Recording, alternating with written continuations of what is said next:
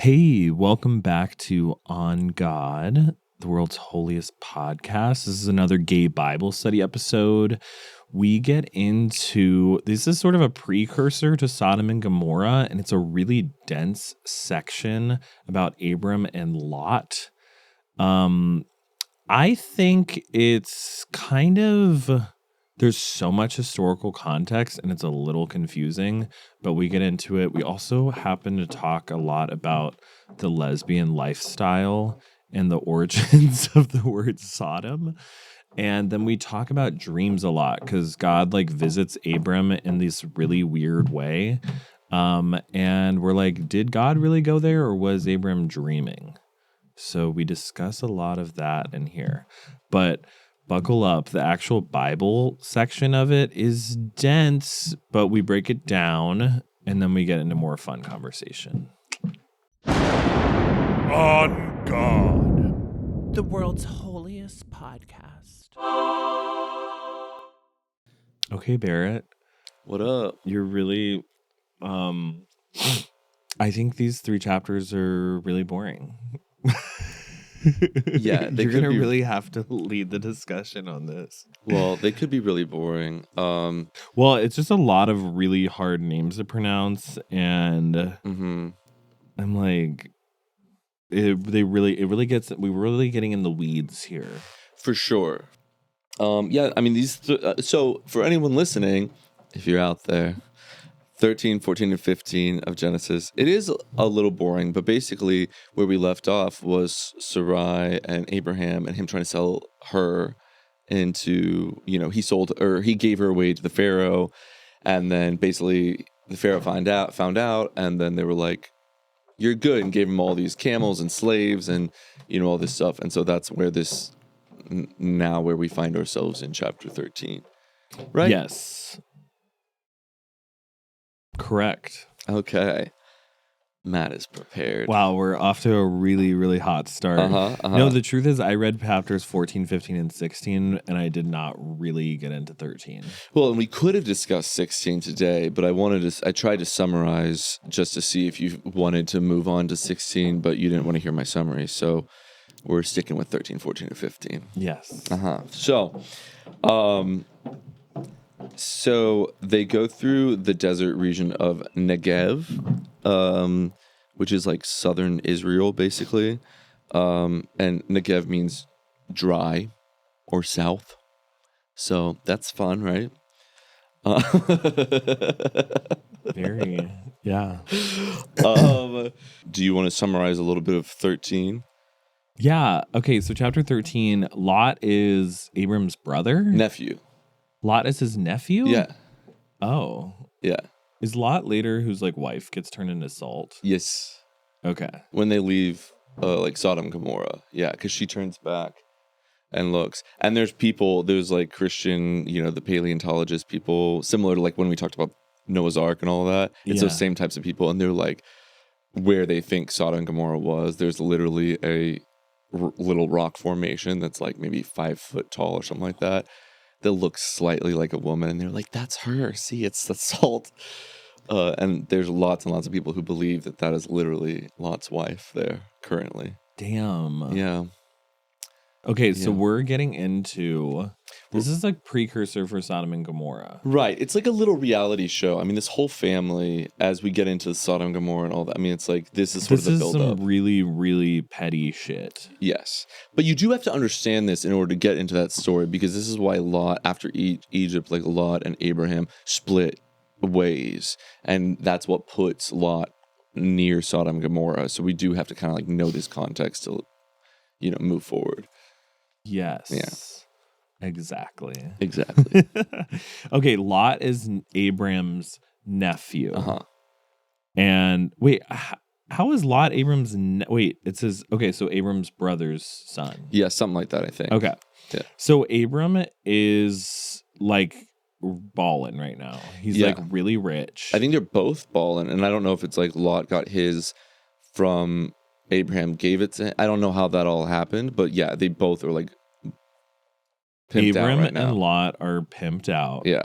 And it says the land cannot support both of them dwelling together, for their possessions were so great that they could not dwell together. That must be nice, huh? You're like, I don't have a room for.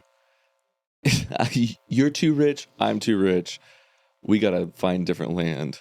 Yeah, they're also like, I'm imagining them being like in a field, and they're like, this field doesn't even have enough for us. Well, because they have all this livestock. And Yeah, shit, I think they have lots of livestock. Yeah, because they said it's like they're herders that Are they still living in tents at this time? Yeah, I would say so. I mean, well, that's a little debatable, I guess, because there are towns that have like been dated that go much further back, cities that were That built. have like solid infrastructure. For sure. But the way it's kind of described here, it almost feels like they're just like traveling with all of their herds of like livestock, and they like settle on a plot of land. And basically at this point, Abraham and Lot are like, we both have like way too much stuff going on together. We can't share this plot of land. Right. And they're fighting. Yeah, well, the herders are fighting. The herders? Yeah, like the people that work for them keep getting in fights. Oh, really? It says there was strife between the herdsmen of Abram's livestock and the herdsmen of Lot's livestock. Oh, Yeah. okay. So Abram and Lot aren't necessarily fighting. No, they're chill. They're family. But they're like assistants are fighting. Yeah, exactly. Okay. All their servants are fighting. And they're like, we can't do this anymore. Like they're like, it's getting like crazy. Yeah, because I guess they probably were like sharing bunk beds and stuff. I don't know. Okay. Yeah, this is like below deck. Yes. Like it's like all the people who work for them are like having drama. Exactly. This is like Vanderpump Rules. Vanderpump Rules is a good example. The wait staff. Like they both own like a restaurant and the wait staff is fighting. Exactly. So, like, we need to split into two restaurants. There was that one with Lindsay Lohan too, right? Where she had for like a season. She had one that was like in Italy or something. It was in Greece. Oh, it was in Greece. It was in Mykonos. Oh, shit. We're going to Mykonos, bitch. Oh. Yeah. Was that before or after she pretended to be a Muslim woman? This was at the end of Lindsay Lohan's Islamic phase. Yeah, when she was like speaking with an Arabic accent specifically. Yeah. And she tried to kidnap the kids on the street. Yeah. When she lived in Dubai? Well, she still lives in Dubai. I'm pretty sure. But she, I think, has calmed down and like married someone who's having a great comeback. I'm like super excited for her. But me too. I love Lindsay Lohan. There is a clip from several years ago, not to bring up her dirt, but yeah, where she's like speaking with like a bad Arabic accent. And she's trying to take this woman's kids from her on the street. Because she felt like they were being, it seemed like it was very strong psychosis vibes. Yeah. I remember the accent. I don't remember the stealing of the kids. Yeah. Yeah, but thankfully she wasn't also there with Abraham and Lot, or that would have been a lot of drama. Okay, so basically Abram and Lot separate at this point because they have too many possessions and it's too much for their herdsmen. Right. So Lot... And I love that it puts it in quotes, though, too, because they say... I was like, this should be like an acting exercise. It's like, let's not have any quarreling between you and me or between your herders and mine, for we are close relatives. Wait, what verse is that? I think it's Genesis 13:8. Is that right? Okay. Right? Let there be no strife between you and me and between your herdsmen and my herdsmen, for we are kinsmen. Yeah. We're family. We shouldn't be fighting. Exactly. Okay, so... Lot goes to one side of the land, which is closer to Sodom. Correct. And the Bible clarifies, in parentheses, this was before the Lord destroyed Sodom and Gomorrah. So Lot chose for himself all the Jordan Valley, and Lot journeyed east. Thus they separated from each other. And y'all better get ready for Sodom and Gomorrah, because it's... People always love that story, specifically to like condemn the gays. Well, yeah, and I mean, literally the name Sodom has like turned into what we refer to as anal sex. For sure, but actually the real definition of sodomy is anything that's not can I say penis and vagina here? I would encourage it. Penis and vagina, anything that is not penis and vagina. Wait, sodomy is, including oral, is what I'm saying. And it's always funny to me whenever, like... Wait, sorry. Clarify. Uh-huh. So what you're defining, what is the definition of sodomy? anything that's not like penis and vagina. So Sex like in all the holes. Yeah, going in other holes. And so so people who are like call gay people sodomites and stuff, and I'm like, oh, guess you've never gotten your dick sucked then, you know? Guess you and your wife have like all you do is just Losers. Yeah. Right, you're only kissing and like having sex in missionary or you're position. also a sodomite, bitch. So yeah, if you want to have a successful marriage, you should be sodomizing. If the definition of sodomy is anything that isn't penis and vagina, Yeah, exactly. If you want to have a healthy marriage life, you better be sodomizing your wife. Oral is sodomy. You need to be eating out your wife. You need to be sodomizing her pussy. Right? Yeah. Yeah. You need to sodomize your... Wait, okay. But No, yes, not the pussy. What? What? Well, I guess... I don't know. I don't know if that would... But yeah, but like oral... Yeah, because it's like going into something that it's not supposed to go in. But yeah, like the definition of sodomy is like anything like going in a place it's not like designed for. Is fisting? So fisting... fisting, I think, would be... Is sodomy? Jesus Christ, Anya. Fisting is definitely sodomizing. The girl way. Oh. Sorry. Oh. Wait, what is the girl way? Like into... Fisting in your vagina? Oh. Wait, how do you think lesbians have sex? I forget. I'm talking to gay men. I didn't know that. You know Is fisting a big part vaginas. of lesbian sex? It's huge, bro. Really? Yeah, it's like the whole thing. Wait, why don't I know this? I'm friends with so many lesbians. I didn't know that. I knew that there was a lot of like... but do you guys call it fisting? Yeah. Whoa. Or finger, yeah, but yeah, because you do. This is freaking me out. Are women Oh, just there's no fisting way I'm each the other first all the person teaching you. I this. didn't know. I guess that. I just didn't register it You because. take, Okay. I'm doing it for the listeners. Funny. Yeah, she's going like this. Fisting for me is such a gay man thing, and it's a Yeah. thing that people do, and it's not like whatever. If it's consensual, you do you, boo. But I guess I just did not think about fisting as being a lesbian activity. Yeah. But that makes sense. Yeah. Yeah, I mean, God, like that is- dildos and things why like would that. you- Those are all part of it as well. But Yeah. oh yeah, no, it's all the hand. The hand is the main the main guy. Wow. Yeah. I mean, yeah. Why would you go back to a man's little penis if you're getting fisted, right? You're telling me, brother. Ew. Hallelujah. Anya, you're freaking me out.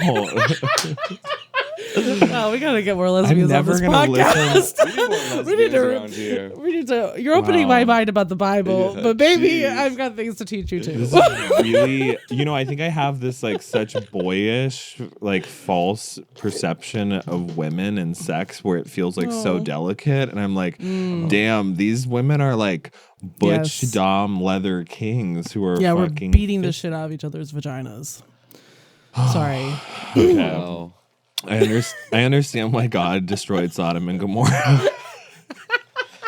And it wasn't because of the gays, but it was definitely because of the lesbians. Definitely because of this. I mean, I've known this the whole time.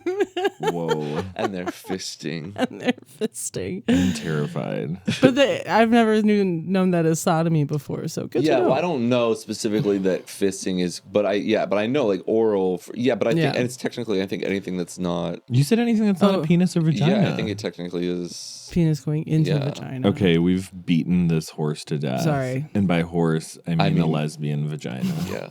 Yes. Let's fist forward into the next verse. I'm scared. Okay. All right. So also, I love in this verse, like in verse 13. So it's basically like Lot goes to one side of the land and Abram goes to the other side of the land. And then after that, it says Lot like settles near the outside of Sodom. And then it says, now the men of Sodom were wicked, great sinners against the Lord. Oh, yeah. It's like, oh, here we go. Here we go. It's already starting about Sodom and Gomorrah. We're not even there yet. It's just a side note. They don't like expand on that more. Yeah, exactly. They're just like, by the way, Sodom was like really bad. Yeah, it's like Vegas, but when Vegas was fun. Yes. Yeah. Okay, the Lord said to Abram after Lot had separated from him. God says this to Abram so many times. Lift up your eyes and look from the place where you are northward and southward and eastward and westward. For all the land that you see, I will give to you and to your offsprings forever. I will make your offsprings as the dust of the earth, so that if one can count the dust of the earth, your offspring also can be counted. Man, God back then, he really loved dust. Think about how many times we talk about dust. Like, they come from the dust. They talk about dust. You're going back to the dust. Like, it's never the dirt. It's always like, I feel like we've talked about dust in so many episodes. Yeah, it has come up a lot. In Genesis specifically, they use dust so much. And he's like, if you count the dust, that's like your ancestors. I mean, I guess it's a really small particle. I guess it was dusty. It was just dusty back then. Yeah. And also, I wonder how the people felt. And like, what was that like? Is God... So like at this point, because this is like first like monotheistic, like Abraham's like the father of monotheism. So like, do you think at this point, it's like, do you think God is coming to him in the way that we think of God coming to, where it's like, you know, sort of like a still small voice or like whatever, or you think it's strictly visions? We'll get to that a little bit later, because it says like a darkness comes over him, and that's God. But I'm just curious, like, he's just standing out there and God's like, you're gonna have all of this. What do you think that looks like? You think it's just like in his head? That's an interesting question. Yeah, it doesn't really like say how God is appearing. Because sometimes sometimes it's like an angel of God comes to them and says this thing, and then other times it's like God says this, and you're like, okay, did he? It's also just really casual. Like it sounds so personal. Yeah, Like Abram has such like a personal relationship with God. Yeah. Where God is just like, hey, by the way, like look up, you see all that dust over there? Like you're gonna have like that's gonna be your descendants, like all that dust there. Exactly. I wonder how the people living there already felt about that. I would be jealous. I would not feel I would be too busy getting double fisted in Sodom to even notice that Abraham Sodom sounds like a party. All right, so yeah, their two paths diverge. Lot, he picks like the well-watered plains, and Abraham trusts this like promise from God. For now. Yeah. And he's from Canaan, which is like modern day, like it covers a lot of different areas, but I think it's like, I don't know, I think it's like Israel and Palestine and Lebanon and Syria and Jordan. I think it was like quite expansive land at that point. Okay, and then it goes into like deep history of all these like kings, and I really can't keep up with this stuff. And then Lot is eventually kidnapped, right? Yeah. So are we going on to 14 now? Yes. Okay. Lot is kidnapped, and then they're like, Lot is like running away with his like livestock, and he's like, don't kidnap me. And then there are like these pits. So I was confused by a lot of this too, and I like all these kings, and I just was curious because I always used to like just skip over this stuff. So I wanted to like do a little bit of research just to like clarify my mind.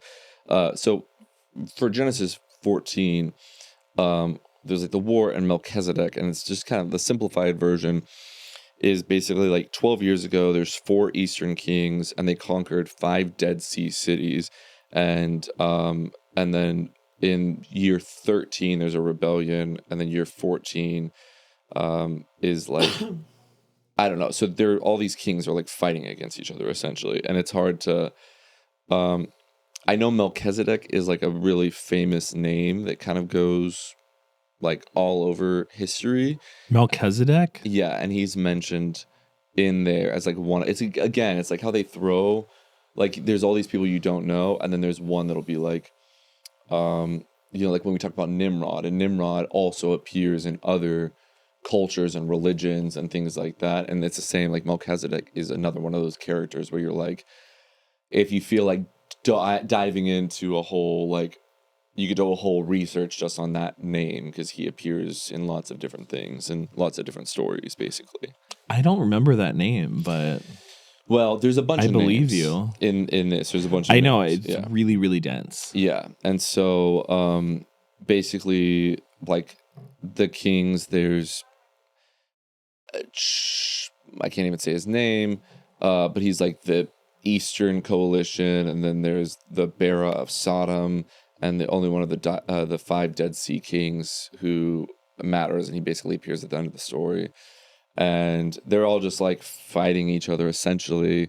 And I'm just trying to follow this and summarize it to get to like the next part. But so this feels like when I was reading this, it feels like a government document where like this is why like laws don't actually like get passed in the States because they like include like 300 pages of like really dense text.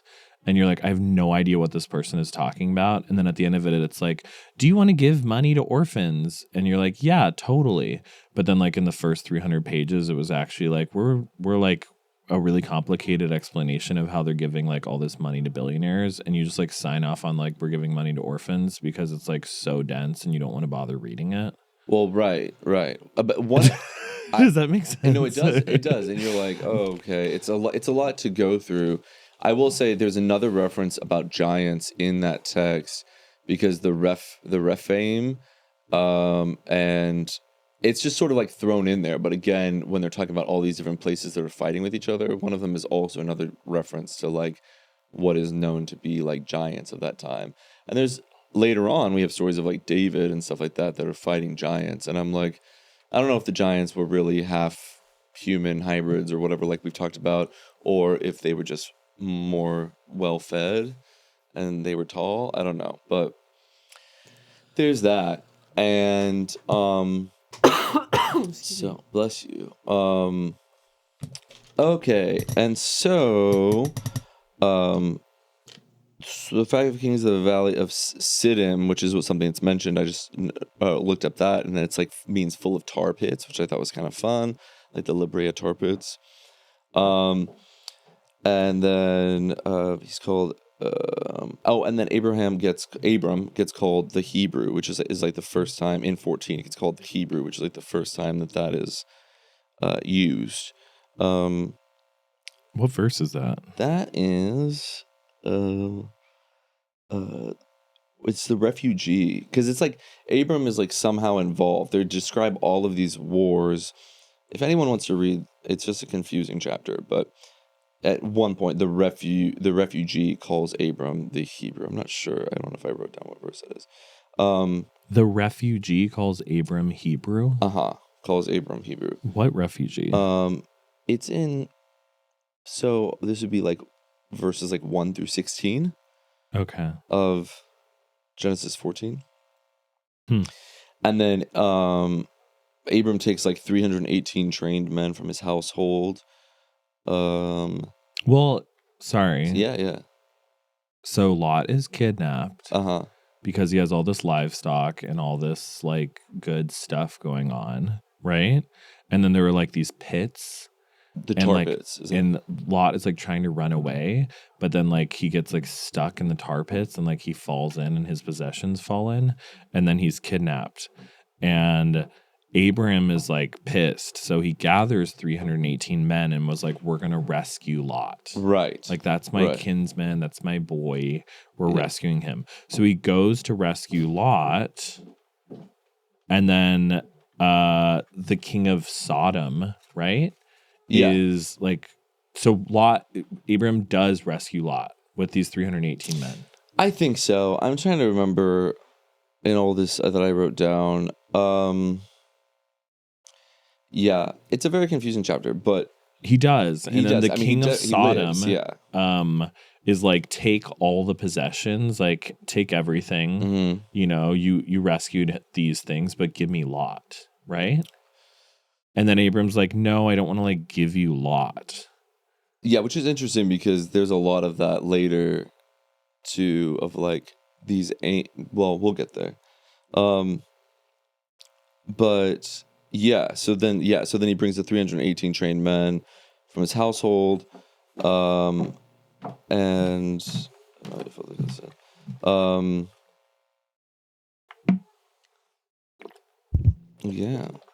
and they attack at night, pursue them to Dan, and then it's in those like tar pits. So in the aftermath of that, so the fun aside, the number Yeah, so that's the I like It's really hard to make sense of everything that they're talking about. in this chapter specifically, it's a lot. I know the aftermath though, and I wrote down just like some other things because they always find that there's like the numbers that are being used and things like that are interesting. So like the number 318 has like a famous rabbinic reading, and then it's so it's like it's just anything you look into, it's interesting how like the numbers are, every number sort of seems to have like a additional, like you can find additional meanings to almost anything you look into. It just feels like anywhere you explore, any name you explore often has to do with like the names that they have for places have to do with the thing that happened at that place as well. You know what I'm saying? Yeah. It's like, was that actually what it was named, or was it just, did you name it that after this story was told because of this thing that happened? Right. I don't know. And that's why it's confusing. Agreed. Yeah. Okay. Plot wise, though, Uh-huh. Abram takes 318 men. Uh-huh. He rescues Lot. Uh-huh. And then the king of Sodom is like, you can have all the possessions, but I want Lot. And Abram is like, no. I have lifted my hand to the Lord, God Most High, possessor of heaven and earth, that I would not take a thread or a sandal strap or anything that is yours, lest you should say, I have made Abram rich. I will take nothing but what the young men have eaten and the share of the men who went with me. Let Ener, Echel, and Marma take their share. Mm-hmm. I don't know who the hell those people are. But I think it may have been the guys that came with him. Like maybe there's just 3 dudes that came with him. I'm concluding that Abram is basically like, no, king of Sodom, you can't have Lot. Mm-hmm. I don't really know why he wants Lot. Well, and then Melchizedek, who's mentioned this too, like Melchizedek was the, did Sodom, Lot, or He wanted him to be his butt boy. yeah, exactly. Right? Lot, it sounds like Lot was hot. Yeah, well, and it happens, yeah, so in 14, yeah, the invading kings from the north attack Sodom because Lot was camping outside of Sodom, which they do say earlier. Is like he's not technically in Sodom, but because he was there, that's why these invading kings attack Sodom and they kidnap Lot along with his possessions. Yeah, and then Melchizedek is the king of Salem, not. Yeah, so then Lot was captured because he had chosen to live in Sodom. Salem, later known as Jerusalem, was not kidnapped. The king of Salem, Melchizedek, actually, yeah, because he goes on, he blesses Abraham in this, and after Abraham successfully rescued Lot and the captives. So Melchizedek, the king of Salem, blesses Abraham after that. Yes. Yeah. Right? I believe so. Yeah. And then, I mean, I think that these chapters are a big snooze alert. Mm-hmm. And then chapter 15, Abram once again is like, I guess Abram is like in his 80s now and he hasn't had any kids. And well, real quick, also, if you feel interested in exploring Melchizedek, the Mormons also have a whole Melchizedek priesthood. what does that mean? And like they have a whole section of their religion of like the Melchizedek priesthood. The Mormons do. So, like I said, Melchizedek you can explore a lot of things with him. What does that mean that they have a section of their priesthood? I don't know all the details. I'm not Mormon, but and there's. But like they follow like the teachings of Melchizedek? I don't fully know. That's what I'm just saying.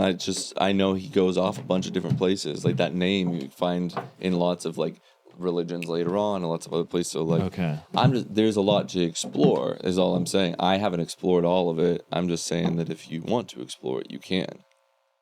You know what I'm saying? yeah. Okay, so chapter 15. So chapter 15. After these things, the word of the Lord came to Abram in a vision. Yes.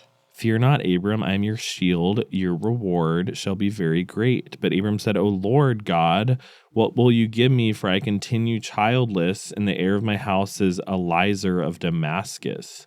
He's like one of his brothers, I think. Mm-hmm. He's like, I'm going to die, and everything I have is going to go to like some weird relative.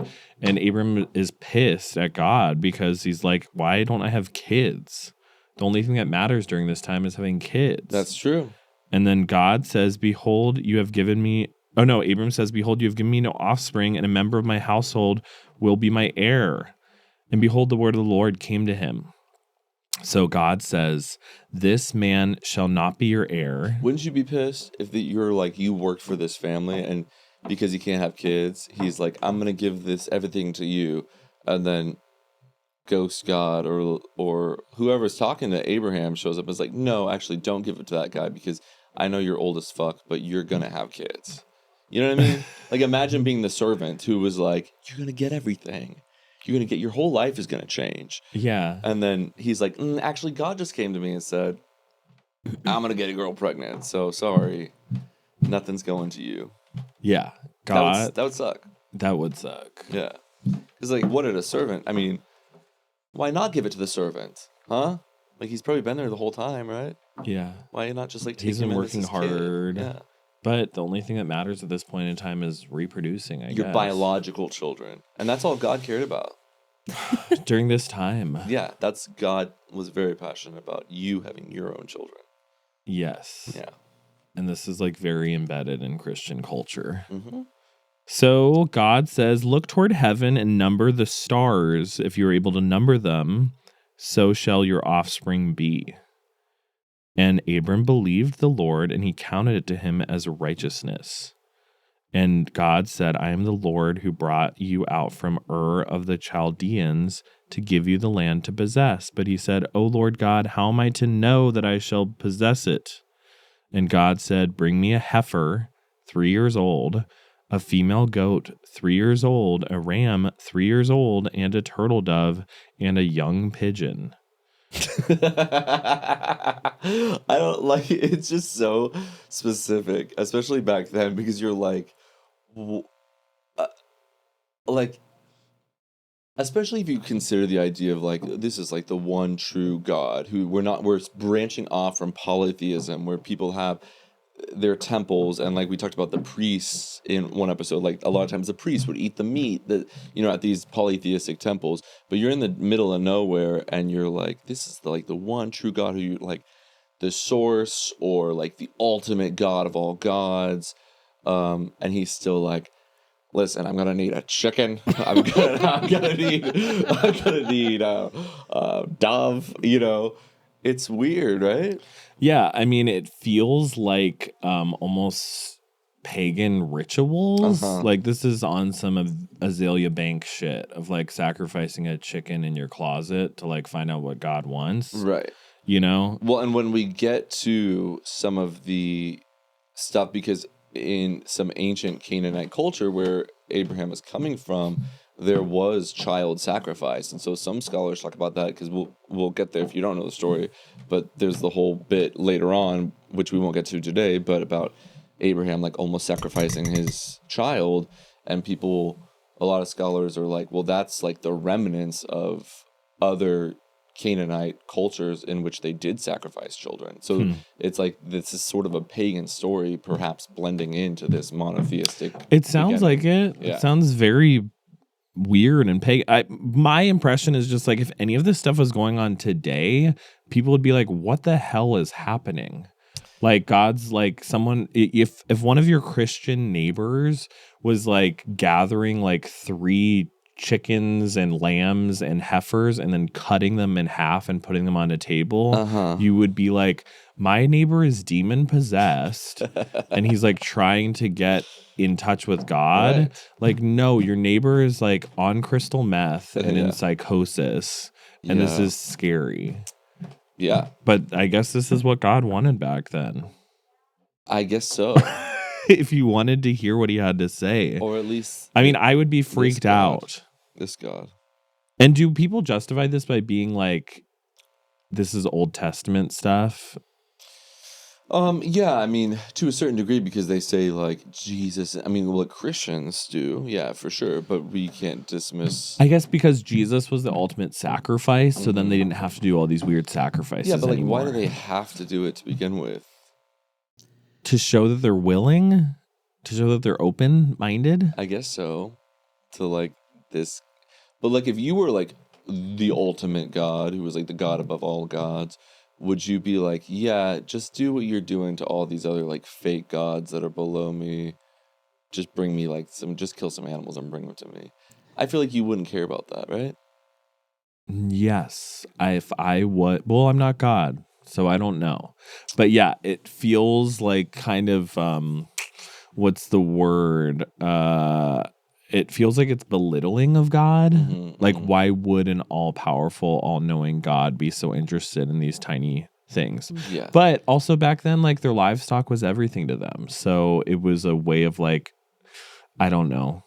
Yeah, showing what they're willing to, give up, I guess. That's like all they had. Yeah, I guess. Yeah. Although he had a lot of livestock, so I guess it's true. not that important. Have you guys heard of Caparot? I'm sorry if I'm Caparot? mispronouncing that. Caparo, maybe? Caparo? It's Hebrew. This is something I know about because my father lives in Brooklyn, where there's a large Orthodox Jewish community, and they still practice this. And it is, sorry, I just looked it up to make sure I get it correct, but it's something that they practice on the eve of Yom Kippur, and they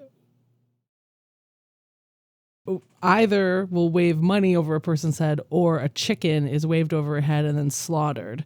And this is something that people will do like in the streets of Brooklyn. Whoa. So that was just what you were saying before. Just reminded me of this. So Well, it's like exactly. something that it is. I don't know if this is directly related to this particular story. Yeah. But I just thought that was interesting. Well, that's the thing is like, because we both grew up Christian, and like everything we learn is sort of through the lens of how Christians view things like this. But, really, this is it's Jewish tradition. These are Jewish stories that we like commandeered, essentially. When we're talking about like the Torah and the Old Testament and things like that. Right. Christians like commandeered this. Well, it seems like almost modern Christians kind of disregard this stuff because it is Old Testament Except when stuff. they want to use it. Yeah. Except when they want to use it. Yeah. Which they really want to use the Sodom and Gomorrah stuff. Yeah. They love Sodom and Gomorrah.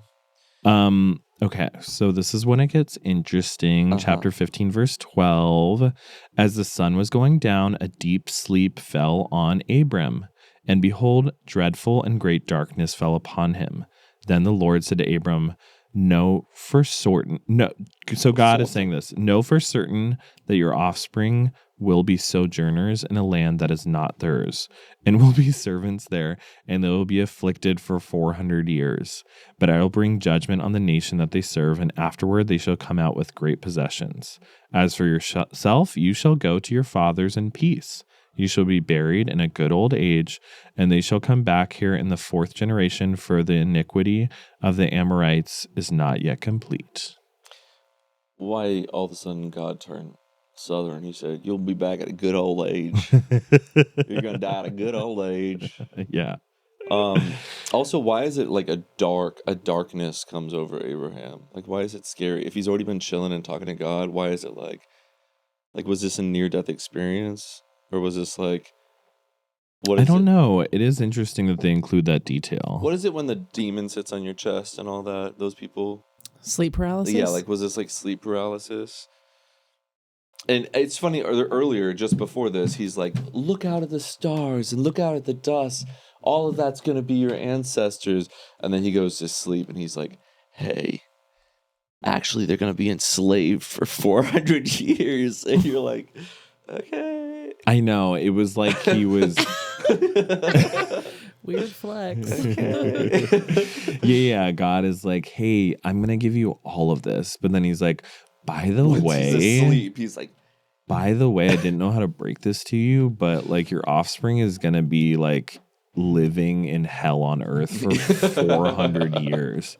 But don't worry, like you're going to like be fine. You're going to like you're gonna live till you're old, and you're going to be cool. You're not going to be affected by this, but your kids are gonna suffer 400 years. Yeah.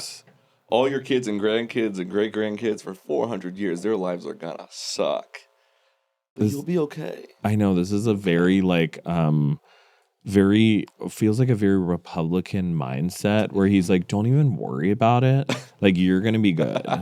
Like you're gonna be fine. Republican God as a sleep paralysis demon. Just like, he just in a quarter, he has like a MAGA hat on. He comes and he sits on his chest. He said, 400 years, sucker. But he does say, he's like, listen, it's gonna suck for 400 years, but you're gonna be spared. Yeah, exactly. You're gonna be fine, so don't even worry about it. Well, I think this is a good place, like, because it's really interesting. Actually, just the other day, I was reading about women, and it's not just women, men who did this, because I always find this like, just like random topics. I'm like, oh, and they were called, I forget what they were called, but it was like during the like medieval times, perhaps. And they would let themselves be bricked into the wall of a church, and they would just spend the rest of their life bricked up. What do you mean? Well, maybe they were bricked up like that. Wait, can you explain that? Yeah, like so. They were called. I can't think of the name, but if you look it up, you'll find it. But I was literally just 2 days ago. I was like, oh my god, because I never heard about this. I was like, this is terrifying. But people that wanted to be really dedicate themselves to God or whatever, a lot of like nuns did this and stuff like that, and they would like let themselves be put into the wall of like a church, and they would just be bricked like around them. They would just build a wall like around them, and they would just have like a tiny little space, and people would like pass them food, and I guess they would just like poop in there and pee in there and like just lived in this tiny little thing. But then for what, like 2 weeks before they die? Well, it wouldn't be super long, but until they died, yeah. So ew. I think I found it. What's it called? Yeah, I think they're called. They have a specific title. Anchorites. Yes, anchorites. It says they were literally bricked into small rooms called anchor holds. They were attached to churches, so they were in a room. It's like a tiny room. Like in a. Okay. Yeah, so they could move they were like a little bit. in I think. The wall. What was the point of this? It was people would come to them, like kings and stuff like that would come to them, because have you ever heard about like the Oracle of Delphi? And that's what it reminded me of, where people would come to like that was in Greece. Like people would come to these a lot of times it was women and come to them for advice, and it was sort of like going to a psychic or going to a prophet or whatever. But I don't know why that made me think of this, but I guess just because how it made me think of this is because I was thinking about how people talk to God and how this is like in his dream this is happening or whatever, but all the different ways throughout history, like people have gone to like oracles and things like that. And so I was just curious with you guys, like if you ever feel like there's like a supernatural force or anything. I know we've talked some about this, but like, I don't know, because in this story, it's like he came into his room and he's talking to him like so directly. And I'm like, what does that mean for us as human beings if we have this sort of like something that is, we're like, oh, that's God. You know what I mean? Yes. Do I know what you mean? Yeah. Like, what do you think is what I'm asking about this sleep paralysis? Yeah, I mean, or like, do you hear like some people claim that they hear like the voice of God, you know, or is it like a small thing, or like you don't really believe in any of that at all, or it's just like to you it might just be like your instinct, or you know, what do you think that is for you? Like if someone's like, if you're really down and depressed, you're like, I'm not going to have kids. And there's something in you that like gives you hope. And it's like, no, actually you have all of this ahead of your life. I think that's like the real message in this is like, there's like hope. The thing you're fearing is, it doesn't have to be. And so that's what I'm curious is like how you have anything like that you perceive or hear or feel, you know? I think when I'm like really still in like meditation, I'll often have like waves of like a good feeling about things in the future. But I think all of that has to do with like how I'm choosing to like talk to myself, but also, I mean, it sounds so corny to say, but I do think like when I pray, I do feel like a shift in myself often later. Yeah. Like it doesn't happen immediately. Yeah. But I don't really experience, like I experience waves of like energy that come over me when like you're, I don't know, in motion, like when you're doing something, like maybe if you're experiencing like music or dance or something, you'll be lifted with like a wave of like, oh, life isn't that serious. Right. And like I'm able to enjoy things and there is like hope for the future. But like when you're in the thick of everything and like so micro focused on your like problems, then it feels really dark and daunting. So I guess similarly in this, like Abraham is just like, I don't see any hope. I don't see any future. Like I don't have any offspring. I have to give all my belongings to like my stupid assistant who I like clearly don't want to give him everything. Right. And then when he like is finally calm and this darkness comes over him or whatever, then he's given this vision of like, God's like, oh, actually I have all these huge things for you. So I guess for me, when I read it, it is kind of just a reminder to like not be like trapped in my own thoughts or like my like bad habits of thinking. Well, I wonder too, like how much of these things sometimes are dreams versus like that type of thing where it's like meditation, or it's someone is maybe they're taking mushrooms and they're having a visual of something. You know, how many of these these religious stories and texts, it's like it could be all kinds of things, but them saying like the darkness comes over him, so I'm like, maybe this is like literally just like a dream, Yeah. you know, he's having. Although, spoiler alert, like we know that this does happen. Yeah. Based on the Bible. Which doesn't mean that a dream is not, you know, but what I about know. you, Anya? What do you... I would I think that the closest I feel to that is either when I'm in connection with other people and like fisting. Like fisting. It's definitely the closest to God you'll get. No, like I was at recently some friends of mine got engaged and you know there was like a party, there was like a public engagement. It was really sweet, and it was at a party at a bar that like meant something to, you know, to the couple and to like our group of friends. And you know there was just like a moment where I was like, all of my friends are here, like the energy in this space is like really celebratory and hopeful in general. And like there was just kind of like a very, I don't know, there was like in that moment I was like, this is like pure joy and happiness, and like I feel like so content and grateful in this moment. Yeah. You know, like if I could like capture that. It's like a magic moment. It was kind of a magic moment. Yeah. And then I would say that like moments like that is probably the closest I would like feel to like God, or like the sense of like hope for the future. Yeah. Or but I think also when I am alone in nature, absolutely. Yeah. That's when I feel like I have like, that's probably like my one of my main forms of meditation is when it's like, just put me in some sand. Yeah, like I'm in sand, or I'm like walking for a long period of time, or like just like being outside of like, you know, being away from the phone, being away from technology, just like being alone with my thoughts and like using my body. Like that really grounds me often. I love that. Yeah. I love that. Yeah. I feel the same. Like whenever if I feel really detached from just who I am and what I'm doing, like I know if I get back in nature, that's like always I'm gonna have like a refresh, you know. Yeah. I would say the most one of like the most spiritual experiences I've ever had was during the solar eclipse, maybe like, my God, like a million years ago at this point.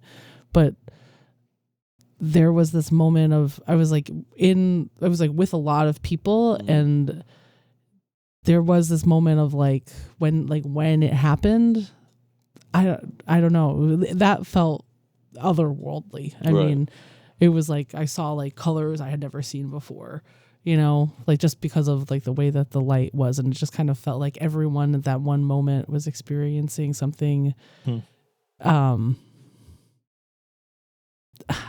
like beyond us, beyond our control. But like it wasn't nefarious in any way. It was just a part of the way the universe functions. You know, I love that. That was That's really cool.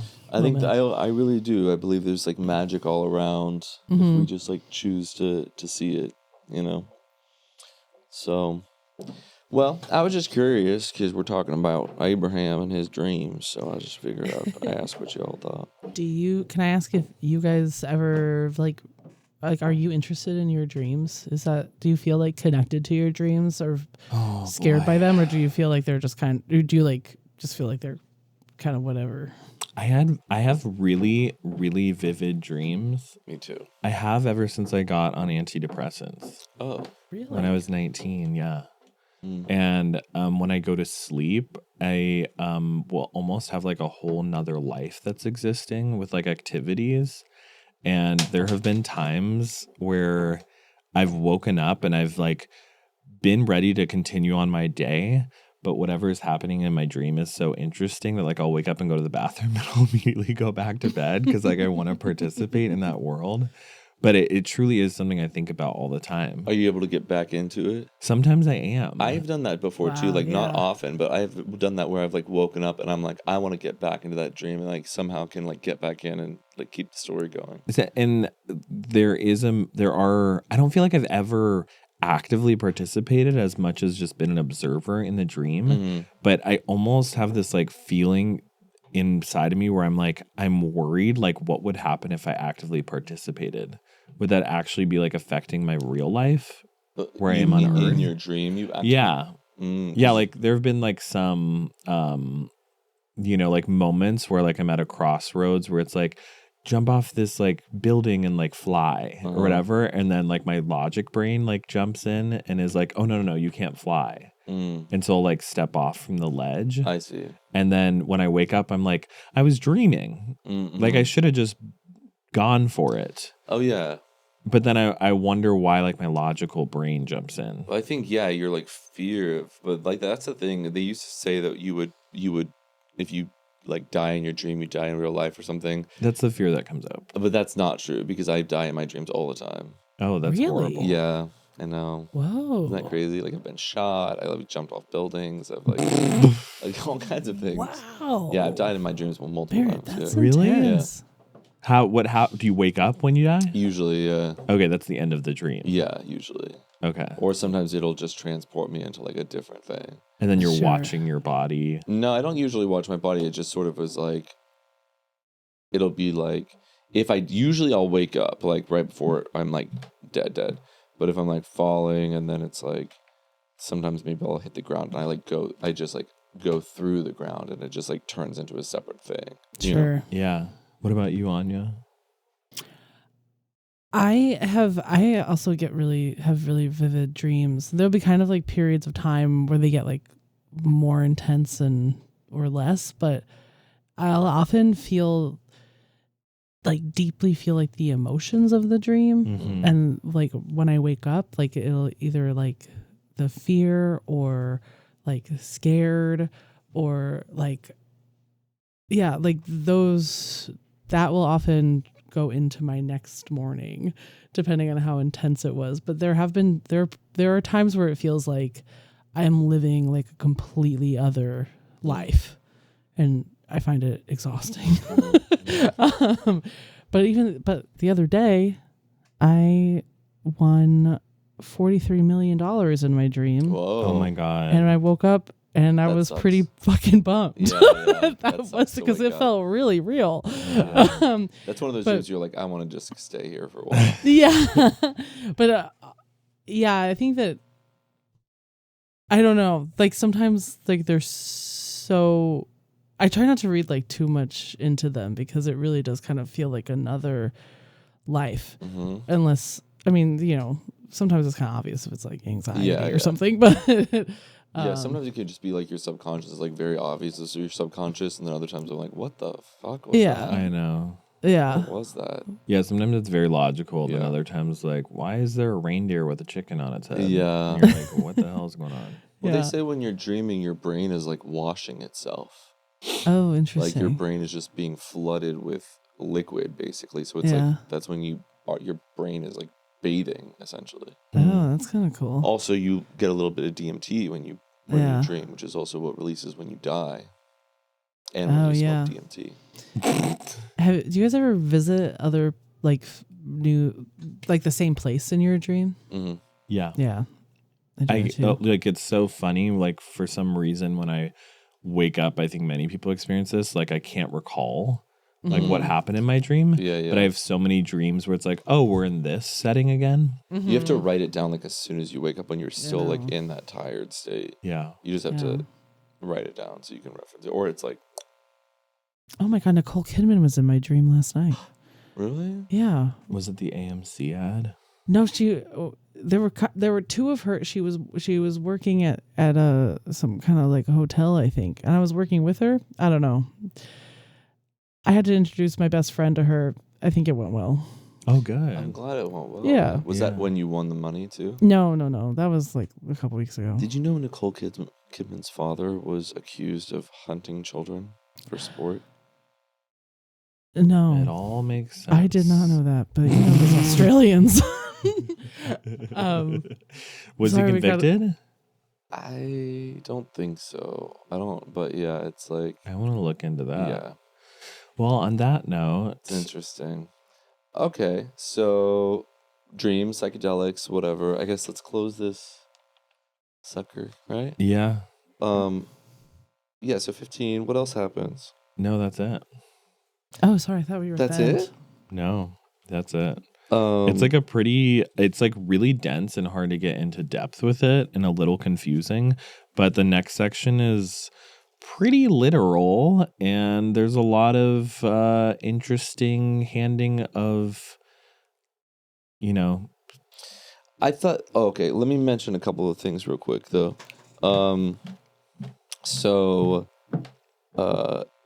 So in reference to like what we're talking about, the trance state that appears in a couple different areas, whether it's like that, like it's mentioned with Eve, it's mentioned with Abraham a couple times, with Saul, with Job, but then also the darkness, how it says like a darkness came over him or whatever.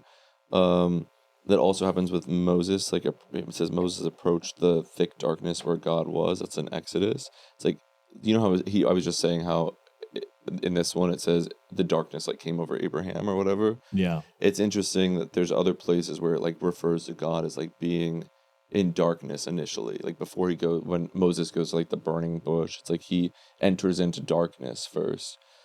Things like that. It's just sort of interesting. Like what is that?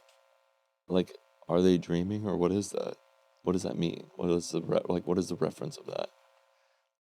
Like, why is God in the darkness first? Yeah, it seems like contradictory to what you think of God. Like it would seem like it would be like a bright light and that's where God is. Yeah. And I'm like, is this even God? Yeah, in 1 Kings, like Solomon says, the Lord said he would dwell. I just went through puberty. Solomon said, the Lord said he would dwell in thick darkness. In the Holy of Holies is pitch dark. So it's like, I mean, I guess maybe it's just to get you sort of in like a meditative state, perhaps, too. You know, like when you close your eyes, you can kind of have, I don't know, when I meditate, I feel like I have sort of visions and things that come. Yeah. Yeah. It could be like a meditative practice. Yeah, just preparing him to see the vision. Yeah. Or he was just doing DMT. doing a little Or he's DMT. depresso. Yeah. Okay. Well, sweet.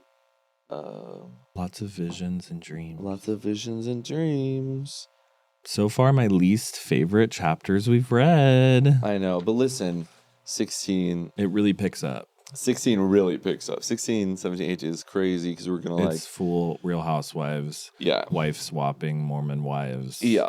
You can have my maid and she can get pregnant, but Yeah. don't get pissed. And then it's like that goes into Sodom and Gomorrah, and Sodom and Gomorrah is like there's people getting like assaulted and people selling people to other people and fire falling down from heaven and people turning into salt and Whoa. all kinds of things. Yeah.